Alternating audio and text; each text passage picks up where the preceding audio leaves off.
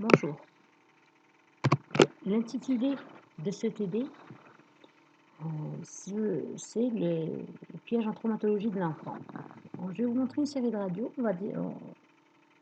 Je vous les montrer. Il n'y a pas d'interactivité, c'est bien dommage. Que peut-on voir sur cette radio? Bien sûr, la fracture elle est évidente. Ça, la fracture de Luna, celle-ci est vraiment évidente. Le reste, à voir. Sur celle-là, certains ne verront rien. Mais après avoir fait le TD, on va voir qu'il y a une richesse sémiologique sur ce cliché. Une ligne tracée, que veut dire cette ligne? Aucun signe de fracture, mais la ligne est tracée. On a c'est l'évidence même, une luxation postérieure du coude.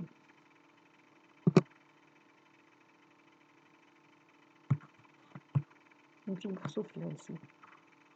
Après avoir fait le cours fracture de l'enfant, une mousse de beurre, je pense l'évidence.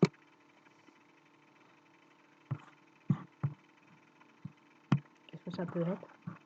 À discuter. Là, une autre ligne bien tracée. Qu'est-ce qu'il y a? C'est une radiographie normale. Et là.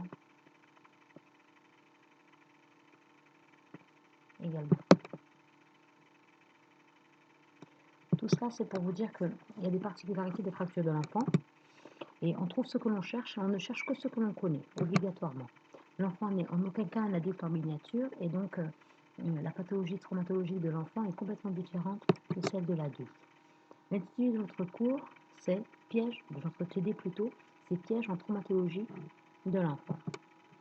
En fait, du point de vue anatomique, on sait très bien qu'il y a l'épiphyse, une métaphyse et une diaphyse, sauf que l'épiphyse est en grande partie cartilagineuse et c'est une source de difficulté de diagnostic radiographique, c'est-à-dire qu'une fracture située sur la portion osseuse est très facile à diagnostiquer, mais si on a une fracture sur la portion cartilagineuse, comme à ce niveau, que faut-il faire? Eh bien, en cas de fracture, on a trouvé l'idée des signes indirects qui nous mettent la puce à l'oreille, qui nous montrent qu'il y a une pathologie qu'il faut explorer. Les liserés, on a fait le cours, on a fait les liserés, la présence et l'absence des liserés coronoïdiens dans le cours fracture de l'enfant. Il faut savoir que il y a un liseré antérieur, qui est parfaitement accolé à la diaphyse générale extrémité inférieure de l'humérus et il n'y a pas de liseré postérieur, il y a l'absence de liseré postérieur avec un petit liseré court du supinateur. Ça c'est sur un coude normal, c'est ce qu'on voit ici. C'est-à-dire un liseré qui est présent, qui est accolé à l'humérus. Dès qu'il y a un décollement, de ce liseré comme on le voit ici, il y a forcément une pathologie. Là, c'est encore plus évident, c'est qu'il y a une pathologie parce que forcément, ça traduit une hémarthrose. Donc, un liseré antérieur qui est décalé, qui est refoulé avec l'apparition d'un liseré postérieur signe une hémarthrose. Et donc, toute hémarthrose signe forcément une pathologie et donc une fracture dans la plupart des cas. Alors là, on voit bien le liseré antérieur, l'apparition des liserés antérieurs, l'apparition des liserés postérieurs et la surélévation du liseré antérieur. C'est parfaitement visible, ça signe pathologie. Les noyaux d'ossification, on en a aussi parlé. En fait, ce qu'il faut savoir, c'est que le condyle externe s'ossifie à 12 ans, puis c'est l'épitroclé qui s'ossifie à 6 ans, pour passer à la trochlée à 8 ans et l'épicondyle en dernier lieu à 12 ans. Donc on voit bien qu'un épicondyle s'ossifie à 12 ans. Quand on a une radio de ce genre, avec une petite apparition d'un petit, ce qui nous paraît être un noyau d'ossification, il faudra toujours demander l'âge de l'enfant. Si l'enfant a 8 ans, il est impossible que ce soit un noyau d'ossification. C'est forcément un arrachement. Et si l'enfant a 11 ans ou 12 ans, eh bien, on est plus tranquille. On penche plutôt vers la théorie du noyau d'ossification, mais il faudra toujours demander des radios comparatives. Il y a des constructions radiologiques à faire, par exemple un angle de Bowman. L'angle de Bowman, c'est l'angle d'obliquité du condyle externe. Et en fait, cet angle doit être entre 110 et 80 degrés. Toute augmentation ou diminution va nous traduire une fracture de ce condyle, d'un condyle externe, bien que le trait de fracture ne se verra pas. Mais cette angulation peut nous donner une idée sur les lésions sous-jacentes. Il y a une antéversion. Sur le profil, il faut savoir qu'il y a une antéversion, il y a une antéversion de la palette humérale. On a la diaphyse, il y a l'axe de la diaphyse, et puis après on a l'axe de cette palette humérale. Cet axe, alors il y a un angle de 30 degrés. Toute diminution ou augmentation de cet angle va nous donner soit une idée sur une fracture en flexion, en cas d'augmentation de cet angle. Vous voyez cet angle-là, s'il est augmenté, c'est que c'est une fracture en flexion, c'est-à-dire que la portion distale part en flexion. Et si cet angle est diminué, c'est une fracture en extension. En plus de ça, il y a la ligne antérieure diaphysaire antérieure qui doit traverser obligatoirement le capitellum, c'est-à-dire le condyle externe, c'est ce qu'on a ici, ça c'est le condyle externe, elle doit parfaitement le traverser dans son tiers antérieur, c'est-à-dire les 2 tiers doivent être postérieurs et le tiers va être antérieur. Vous imaginez que quand une ligne antérieure ne traverse plus le capitellum, c'est dire qu'il y a une fracture, c'est-à-dire qu'il y a une portion de la palette humérale qui est partie en extension, et donc du coup c'est une fracture en extension. La ligne capitello-radiale, en fait c'est la ligne radiale, c'est l'axe du radius qui doit obligatoirement, impérativement passer par le centre du capitellum, le centre du condyle externe, quels que soient les angles.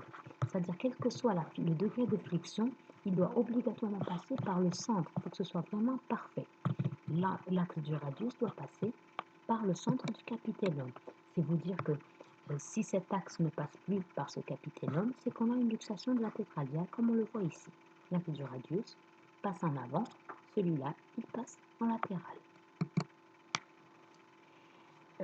Toute luxation de la tête radiale, si elle est associée à une fracture de l'ulna, quel que soit le siège de la fracture, c'est-à-dire diaphysaire, épiphysaire, quel que soit le siège de la fracture, c'est une fracture, c'est ce qu'on appelle la fracture de Monteggia. Chez l'enfant, cette fracture de Monteggia, c'est-à-dire la fracture de l'ulna, peut être remplacée par une simple déformation plastique. C'est-à-dire que s'il y a une angulation de l'ulna, eh bien forcément c'est considéré comme une fracture. Quand elle est associée à la luxation de la tête radiale, le tout constituera une fracture de Monteggia. Il y a le signe du sablier.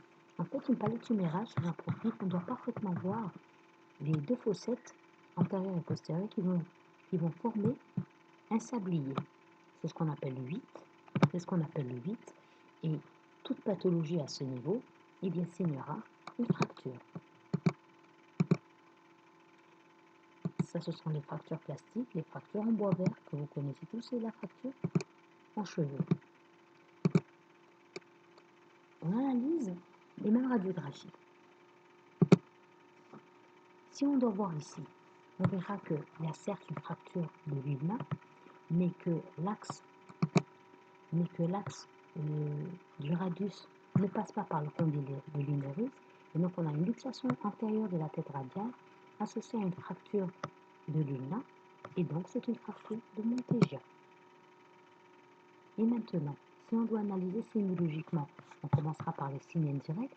Il y a une surélévation du liseré antérieur, il y a apparition des liserés postérieurs, il y a l'axe du radius qui ne passe pas par la tête radiale, l'axe du radius qui ne passe pas par le condyle externe, et il y a une déformation plastique de l'ulna. Le tout va constituer une fracture de Monteggia. Sur cette radiographie, la ligne antérieure humérale, on le voit bien, ne passe pas par le condyle externe, et donc c'est une fracture de la palette humérale, supracondylienne bien sûr, en extension, c'est-à-dire que la portion distale va en extension, en postérieur. Là, c'est l'évidence même, c'est une luxation postérieure du coude. Là, en l'occurrence, c'est une fracture en mode de beurre. On voit bien la boursouflure à ce niveau. Là, est-ce que ça peut être un arrachement apophysaire? Eh bien sûr, il faudra, là on ne saura pas dans l'immédiat, il faudra demander l'âge de l'enfant et faire une radio comparative. Sur ce cliché, on a la ligne de la tête radiale qui ne passe pas par le centre de la tête. L'axe passe en latéral. On a ici un trait de fracture sur l'ulna et donc ça signe une fracture de Monteggia. Là, on voit bien qu'il y a une petite fracture, il y a apparition des liserés postérieurs, il y a surélévation des liserés antérieurs. On voit bien qu'il y a en fait une fracture unicorticale, une fracture supracondylienne de la palette humérale. Là également, surtout demander l'âge de l'enfant pour pour diagnostiquer un arrachement apophysaire ou une ossification tout simple, l'âge de l'enfant et bien sûr des radios comparatives.